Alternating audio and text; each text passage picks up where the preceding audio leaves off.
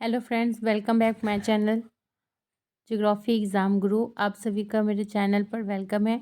तो मैं आप लोग को केवीएस का प्रिपरेशन करा रही हूँ। पीजीटी, टीजीटी, एनपीआरटी, पीजीटी ज्योग्राफी का मैंने आप लोग को बहुत सारे प्रैक्टिस सेट करवाए हैं। और आज मैं पीआरटी का आप लोग को प्रीवियस ईयर देख सकते हैं आप। प्रीवियस ईयर 2018 का क्वेश्चंस है यहाँ पे। तो ये सॉल्व मैं आपको करवा रही हूँ। तो इसको हो सकता है कि 3 पार्ट में कराऊं ताकि बहुत बड़ा हो जाएगा। तो इंग्लिश से जो जनरल 1 से स्टार्ट है वहीं से स्टार्ट करते हैं। देख रहे हैं आप, पहला क्वेश्चन है जनरल इंग्लिश का। Choose the word most nearly opposite in meaning to the given word. यहाँ जो वर्ड दिया हुआ है फैक्ट, फैक्ट का ऑपोजिट क्या होगा? फिक्शन, इमेजिनेशन, रियलिटी या लाई। तो फैक्ट का क्या हो जाएगा? तो इसका हो जाएगा फिक्शन। क्या होगा? फिक्शन। देखिए, फैक्ट इज, फैक्ट का क्या हो गया? Fiction. Fact is something that has actual existence, while fiction is something invented by imagination. Hence both words are opposite in meaning. Fact means होता है जो आपके सामने है, समझ रहे हैं, और फिक्शन क्या होगा? उसका ऑपोजिट होगा, यानी कल्पना, है ना। नेक्स्ट क्वेश्चन है, complete the following sentence by using the correct from the verb with the help of option the following. The headmaster dash to speak to you. Headmaster is wanting, was wanting, were wanting या wants. तो the headmaster wants to speak to you. तो इसका जो answer हो जाएगा वो क्या हो जाएगा? Option D, wants. तो non continuous verb such as hate, like, love, wish, want, etc. are not used in continuous tense. Hence, wants will be the right uses. तो यहाँ आपको बता दिया है। नेक्स्ट क्वेश्चन है 3 number. He dash for 5 hours. He has been sleeping. He has been sleeping, must, had been sleeping, was sleeping या had slept. तो ही dash for 5 hours, तो इसका आंसर क्या होगा? A, had been sleeping. He has been sleeping for 5 hours. We use present perfect continuous tense for an action which began at some time in the past and is still going on. Hence, has been sleeping will be the right uses. Next question. In which of the following sentence improve the underlined part with the help of given option? I shall have much pleasure in accepting your kind invitation to dinner. तो option दिया हुआ है A B C D. Can't have much pleasure, I am having much pleasure, I may have much pleasure, I have much pleasure. तो क्या हो जाएगा इसका option? D. क्या हो जाएगा? D, I have much pleasure. I shall have much pleasure in accepting your kind invitation to dinner. I, तो I have much pleasure हो जाएगा। Future time is not evident, so remove will. Hence, I have much pleasure will be the correct. Next 5 number. No sooner did the police arrive than robbers made good their escape. तो option A में है no sooner when the police arrived, no sooner did the police arrived.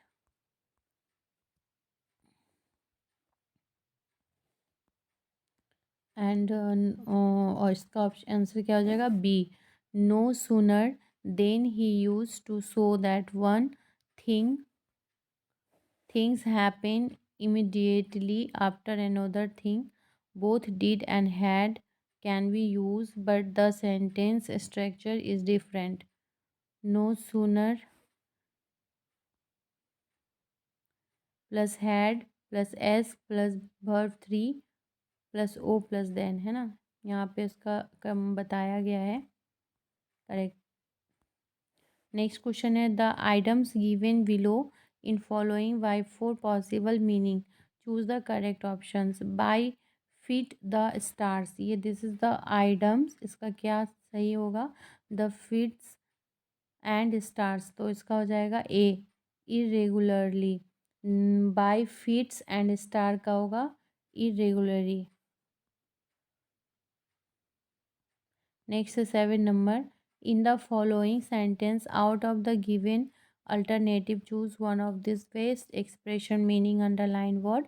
His performance in the office is quite super, superficial, excellent, shallow, excessive या unnatural।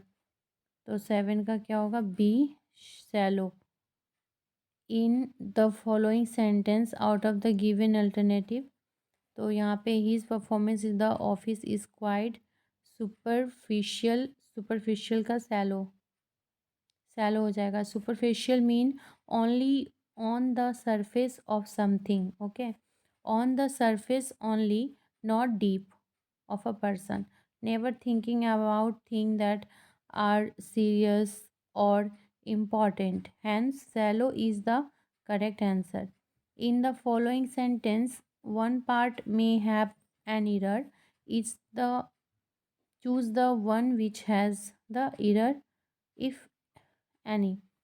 It is high time that we send the answer to this query. तो इस यहाँ पे इसका क्या होगा answer, B.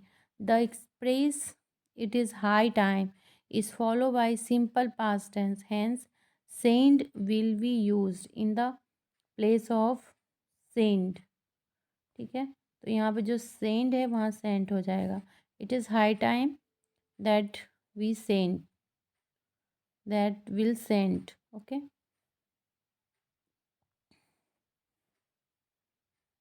Next question है 9 and 10। 9 number question है ऑर्थोडॉक्स। ऑर्थोडॉक्स इसका आंसर क्या होगा, one who hold establish opinion, उसको कहेंगे ऑर्थोडॉक्स। ठीक है, नेक्स्ट है explicit. Explicit means statement that is absolutely clear. ठीक है, एक्सप्लिसिट मीन्स होता है statement that is absolutely clear.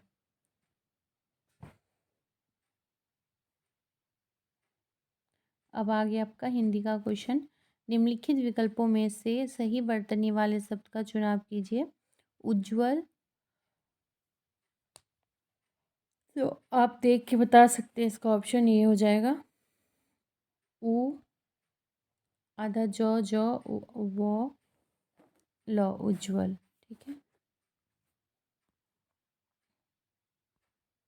जल्दी चलो, रेखांकित अंश में कौन सा विशेषण है, जल्दी चलो। परिमाण बोधक, अनिश्चयवाचक, निश्चयवाचक, क्रिया विशेषण, कौन सा विशेषण है, तो इसका आंसर क्या होगा, डी क्रिया विशेषण। जल्दी चलो में क्रिया विशेषण है। जैसे काला घोड़ा धीरे धीरे चलता है ना। इनमें से कौन शब्द पर्वत का पर्याय नहीं है, पर्वत का बोल रहा है, भूधर, नग, नभ और शैल। तो क्या होगा, इसका होगा पर्वत का ऑब्वियसली क्या नहीं है, नभ। नभ मीन्स क्या होता है, आकाश, तो नहीं होगा। तो पर्वत का क्या हो जाएगा, भूधर, नग और शैल। सुख चैन में समास है, कर्मधारय, तत्पुरुष, द्विगु या द्वंद्व। तो सुख और चैन, है ना, सुख चैन में द्वंद्व समास है। इसको बोलेंगे सुख और चैन। जब दोनों शब्द के बीच में अगर और आ जाता है तो वो कैसा समास हो जाएगा? द्वंद्व। छाती पर सांप लौटना मुहावरे का सही अर्थ बताइए। कष्ट पाना, भयभीत होना, साहस का काम करना या ईर्ष्या ईर्ष्या करना। तो देखिए छाती पर सांप लौटना का क्या हो जाएगा? छाती पर सांप लौटना मुहावरे का सही अर्थ है ईर्ष्या करना। जैसे महेश की सफलता को देखकर रमेश की छाती पर सांप लौट गया, यानी ईर्ष्या करना। परिक्रमा शब्द में उपसर्ग है। परिक्रमा शब्द में उपसर्ग क्या है? तो परि, है ना, क्रमा में परि उपसर्ग लग गया तो बन गया परिक्रमा। परिक्रमा शब्द में परि क्या है? उपसर्ग है, ठीक है। और ये उपसर्ग क्या कहते हैं? उपसर्ग किसी शब्द के पहले लगाकर उसके अर्थ में परिवर्तन लाते हैं, ठीक। निम्नलिखित में से अशुद्ध वाक्य कौन सा है? इस बार फसल अच्छी होगी। बैठक का समय 4:10 होगा। जब वर्षा होगी तब देखा जाएगा। हम सब जा रहे हैं, आप भी चलोगे? तो कौन सा वाक्य अशुद्ध है? हम सब जा रहे हैं, आप भी चलोगे, ये जो है अशुद्ध है, ठीक है। बाकी सभी शुद्ध है। हम सब जा रहे हैं, आप भी चलोगे। सिंह वन में रहता है में कारक है। अधिकरण कारक। सिंह वन में रहता है उपरोद्वाग में अधिकरण कारक है। विद्वान का स्त्रीलिंग है। विद्वान का स्त्रीलिंग क्या होगा? विदुषी। बी क्या होगा? विदुषी।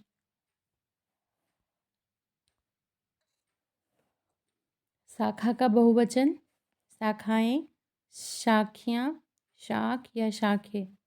तो शाखा का बहुवचन क्या हो जाएगा? शाखाएं। 20 का ए, शाखाएं, ठीक है। ये 20 क्वेश्चन आपके हिंदी का हो गया। अब समसामयिक घटना, तो चूंकि ये प्रीवियस ईयर है और 2018 में क्वेश्चन हुआ है, तो देखिए 2017 से क्वेश्चन पूछा गया है। तो यानी अब एग्ज़ाम 2023 में दे रहे हो तो जो 2022 का जनवरी से दिसंबर तक का सारा क्वेश्चन इंपॉर्टेंट होगा। तो मैं पूरे साल का जो मतलब करेंट अफेयर है वो भी एक वीडियो में आपको करा दूंगी, ठीक है। माल और सेवा कर जीएसटी भारत में कब प्रारंभ किया गया? तो देखिए जीएसटी भारत में कब प्रारंभ किया गया था? जुलाई 2017 में। जीएसटी 1 जुलाई 2017 से लागू, एक अप्रत्यक्ष कर है, लागू किया गया। और ये क्या है? अप्रत्यक्ष कर है। इसके लिए संसद में 122वां वस्तु एवं सेवा कर विधेयक बिल लगाया गया और यह 101वां संविधान संशोधन अधिनियम के रूप में स्थापित हुआ, ठीक है। यह एक अप्रत्यक्ष कर है जो पूरे देश में निर्मित उत्पादों और सेवाओं को विक्रय और उपभोग पर लगाया जाता है। और जीएसटी की कुल 4 दर है। एक है 5%, 12%, 18 और 28%। क्वेश्चन नंबर 21 के बाद है 22। दिल्ली की सुरक्षा प्राचीर में निम्न में से कौन सा इब्न बतूता के द्वारा सबसे उत्तम दरवाज़ा बताया गया? तो देखिए जो बदायूं दरवाज़ा है, दिल्ली की सुरक्षा प्राचीर में जो बदायूं दरवाज़ा है उसको इब्न बतूता के द्वारा सबसे उत्तम दरवाज़ा बताया गया। क्योंकि देखिए इनके बारे में थोड़ा सा डिटेल में देख लेते हैं। दिल्ली में जो सुरक्षा प्राचीर में इब्न बतूता के द्वारा सबसे उत्तम दरवाज़ा बदायूं दरवाज़ा को बताया गया। इस दरवाजे के आसपास गुप्तचरों की सक्रियता अधिक होती थी। इब्न बतूता मोरक्को यानी अफ्रीका का निवासी था और उसका जन्म मोरक्को के तांजियर नामक स्थान पर 1304 में हुआ था। भारत में उसके आगमन के समय दिल्ली सल्तनत का जो शासक था वो मोहम्मद बिन तुगलक था। कौन था? मोहम्मद बिन तुगलक। और इसके यात्रा वृत्तांत को रिहला कहा जाता है। इस वृत्तांत में उसने मोहम्मद बिन तुगलक के समय का सामाजिक, राजनीतिक और डाक प्रबंध प्रणाली की चर्चा की है, ठीक है। भारत में वह कौन सा राज्य है जिसने सर्वप्रथम राज्य के सभी घरों की छतों पर वर्षा जल संचयन की संरचना का निर्माण अनिवार्य कर दिया? पंजाब, तमिलनाडु, केरल या महाराष्ट्र? तो इसका आंसर होगा तमिलनाडु। भारत का प्रथम राज्य है जहाँ सभी घरों की छतों पर वर्षा जल संचयन की संरचना को अनिवार्य कर दिया गया। तमिलनाडु में जाड़े के दिनों में नवंबर से जनवरी के बीच उत्तर पूर्वी मानसून से वर्षा होती थी। चिपको आंदोलन का संबंध किस राज्य से है? तो चिपको आंदोलन का जो संबंध है उत्तराखंड से है। देखिए, चिपको आंदोलन पर्यावरण संरक्षण से संबंधित आंदोलन था। आंदोलन का जो आरंभ है 1973 में वर्तमान उत्तराखंड के चमोली जिले के भगवानपुर रैनी गांव में हुआ था और यह आंदोलन सरकारी ठेकेदारों द्वारा वृक्षों के काटने के विरुद्ध हुआ था। इस आंदोलन में महिलाओं ने महत्वपूर्ण भूमिका निभाई थी। सुंदरलाल बहुगुणा, कामरेड गोविंद सिंह रावत, चंडी प्रसाद और श्रीमती गौरा देवी चिपको आंदोलन में संबंधित आंदोलनकर्ता थे। ठीक है। बांग्लादेश के ग्रामीण बैंक का संस्थापक कौन था? तो बांग्लादेश के ग्रामीण बैंक के संस्थापक मोहम्मद यूनुस। कौन? मोहम्मद यूनुस ने बांग्लादेश में 1976 में ग्रामीण बैंक की स्थापना की थी। 2017 का ज्ञानपीठ सम्मान किसे प्रदान किया गया? तो देखिए 2000 शिव मेहता कृष्ण सोबती, यानी आपको ज्ञानपीठ पुरस्कार से भी क्वेश्चन पूछेगा। ठीक है, तो इसका होगा 53। 2017 का 53 ज्ञानपीठ पुरस्कार दिल्ली के कथाकार कृष्णा सोबती को प्रदान किया गया। ठीक है। नेक्स्ट क्वेश्चन है, निम्नलिखित में से कौन, अच्छा देखिए, वर्ष 2021 का ज्ञानपीठ पुरस्कार नीलमणि फुकन, ठीक है, नीलमणि फुकन जो असमिया भाषा के हैं, नीलमणि फुकन, जबकि 2021 का, जबकि 57 व ज्ञानपीठ पुरस्कार 2022 दामोदर मौजो यानी कोंकणी भाषा को प्रदान किया गया है। ठीक, 2021 में नीलमणि फुकन को और 57वां ज्ञानपीठ पुरस्कार यानी 2022 का जो है दामोदर मौजो कोंकणी भाषा को प्रदान किया गया है। ठीक, नेक्स्ट क्वेश्चन है, निम्नलिखित में से कौन सी नदी चीन, भारत और बांग्लादेश से होकर बहती है? तो जो ब्रह्मपुत्र है वो चीन, भारत और बांग्लादेश से होकर बहती है। ठीक है। लोहित, धनसिरी, मानस, तिस्ता, कामेंग नदी ब्रह्मपुत्र की प्रमुख सहायक नदियां हैं। निम्नलिखित में कौन सा अवक्षेपण या वर्षण का रूप नहीं है? सहिम वृष्टि, कर्कापात, निरपेक्ष आर्द्रता या वृष्टि? तो निरपेक्ष आर्द्रता अवक्षेपण या वर्षण का रूप नहीं है। निरपेक्ष आर्द्रता अवक्षेपण या वर्षण का रूप नहीं है। वायु के निश्चित आयतन पर उसमें उपस्थित कुल नमी की मात्रा को निरपेक्ष आर्द्रता कहते हैं। यह आर्द्रता वायु के निश्चित आयतन पर जलवाष्प के भार को प्रदर्शित करती है। इसे प्रति घन सेंटीमीटर पर ग्राम में प्रदर्शित करते हैं। हाइग्रोमीटर से आर्द्रता को मापा जाता है। ठीक, दीपा कर्मकार ने मर्सीव तुर्की में 8 जुलाई 2018 को जिम्नास्टिक वर्ल्ड चैलेंज कप में स्वर्ण पदक जीता। किस इवेंट में उन्होंने यह जीत हासिल की? तो इसका होगा वॉल्ट इवेंट। दीपा कर्मकार मर्सीव तुर्की ने 8 जुलाई 2018 को जिम्नास्टिक वर्ल्ड चैलेंज कप में स्वर्ण पदक वॉल्ट इवेंट में जीती थी। दीपा कर्मकार का यह वर्ल्ड चैलेंज कप में पहला पदक था। कर्माकर त्रिपुरा की रहने वाली हैं। इन्हें 2016 में राजीव गांधी खेल रत्न अवार्ड से सम्मानित किया गया। ठीक है। नेक्स्ट क्वेश्चन है, निम्नलिखित में से किस देश में 2018 में एशियाई खेलों की मेजबानी की? तो इसका आंसर होगा बी, जकार्ता के पालमबाग में किया गया था। ठीक है। अब जो क्वेश्चन आएगा आपका वो होगा तार्किक अभिक्षमता का। ठीक है, तो अगले वीडियो में, नेक्स्ट वीडियो में मैं इसके बाद के जो भी क्वेश्चन है 2018 के वो मैं बनाऊंगी।